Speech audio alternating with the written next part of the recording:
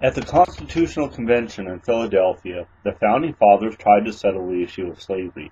They realized the debate would not be settled now, and that the reality was that we needed to found this nation and deal with slavery later. They knew that it would eventually result in civil war, and the disagreements about slavery resurfaced after the American Revolution had ended. If there was a silver lining in this, the argument over slavery didn't come to a head until the nation was just strong enough to deal with the shock of civil war. One must be honest about slavery. If we are to continue to learn the lessons of the evils of slavery, we must not sweep it under the rug. On the other hand, we cannot and must not feel guilty about it. It is in the past in America, and guilt over something in which we had no part is counterproductive. The Confederate battle flag, which has made the news and now is being pulled from retail shelves and from state legislatures and from television shows, is a mere symptom. Even a pro golfer who owns a car, which was in a TV show with the Confederate battle flag painted on the roof, has removed that from his car. The Confederate battle flag, this TV show, this car, and other instances were basically ignored until recently. All are symptoms, while true problems are not being addressed still. The root cause of this shooting in the South Carolina church was not Donald Trump. I have to say that even though I'm not a fan of the man. The cause was not the Confederate battle flag. It was not the Founding Fathers. Personally, I'm not concerned about the Confederate battle flag one way or another. They can display it at the South Carolina legislature or not. They can run a TV show with it in or not. It's really just a symptom of a problem. Dylan Roof shot up that church and did so when he shouldn't have even passed the background check. That is the true cause, but we are attacking a symptom and free speech in the process. So, what did the Founding Fathers have to do with and say about slavery? First, I'd like to quote an African-American professor named Walter Williams. Politicians, news media, college professors, and leftists of other stripes are selling us lies and propaganda to lay the groundwork for their increasingly successful attack on our Constitution. They must demean and criticize its authors. As Senator Joe Biden demonstrated during the Clarence Thomas hearings, the framers' ideas about natural law must be trivialized, or they must be seen as racist. If Walter Williams can have a positive view of the Founding Fathers and America, shouldn't other African Americans and even white Americans also be able to do so? Slavery was definitely an evil, but it was an evil that had been around since ancient times. We live in a country where slavery is illegal, and live in an era where it is illegal in most places. It does happen, as do other crimes, but it has been outlawed. Slavery in early America was called the peculiar institution by some. Slavery had gone by the wayside in the North, and in the context of the times and most of history, the North was really odd in this. Slavery was so deep-seated in history and society that it was not easy to abolish. Despite the daunting task, the Founding Fathers did make honest attempts at abolishing slavery. In fact, a majority of the Founding Fathers were against slavery. Then, as now, a majority in favor of something didn't always mean that thing happened. The main problems with slavery were twofold. One, it became racially based as white indentured servants became a thing of the past, and the period of servitude never ended. Two, the system itself was none other than medieval feudalism, which had no place in the New World.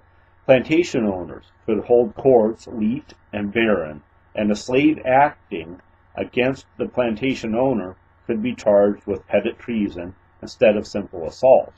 The Republicans, in this argument over the Confederate flag, have been blamed for its presence. In fact, the Democrats are the party of the KKK, segregation, and Jim Crow. Going back into history, the Republican Party was founded specifically to fight slavery. The Republican Party was the original single-issue party in American history. Blaming the Founding Fathers for slavery would be much like blaming those of us alive now for the ownership of cattle. I, of course, do not believe that there is an equivalency between black people and livestock. Many did view slaves this way, and others held the accurate view that slaves were people and not mere livestock. The prevailing view of people as no more than livestock was difficult to undo in the minds of people. Just the fact that they were treated like livestock is why they were central to the economy. It was why the debate over slavery in the British Parliament went on for years, and why America fought a bloody civil war. The Civil War was a result of not being able to settle the differences on slavery as the American nation was founded, but it wasn't for lack of trying. Thomas Jefferson, in fact, named slavery as one of those reasons for it being necessary for the colonies to separate from the British Crown. Thomas Jefferson, in fact, named slavery as one of the reasons for it being necessary for the colonies to separate from the British Crown. In fact, Jefferson wrote the following to Edward Rutledge in a letter dated July 14, 1787. I congratulate you, my dear friend, on the law of your state for suspending the importation of slaves, and for the glory you have justly acquired by endeavoring to prevent it forever. This abomination must have an end, and there is a superior bench reserved in heaven for those who hasten it. Benjamin Franklin also cited slavery as one of the reasons that the American colonies should separate from the Crown. This wasn't mere talk. Many founding fathers attempted to root the evil of slavery out. Benjamin Franklin and Benjamin Rush were both part of the Pennsylvania Abolition Society, and Benjamin Franklin served as its president. John Jay, the first Chief Justice of the Supreme Court, was member of a similar society in New York State. John Jay released all his slaves while living.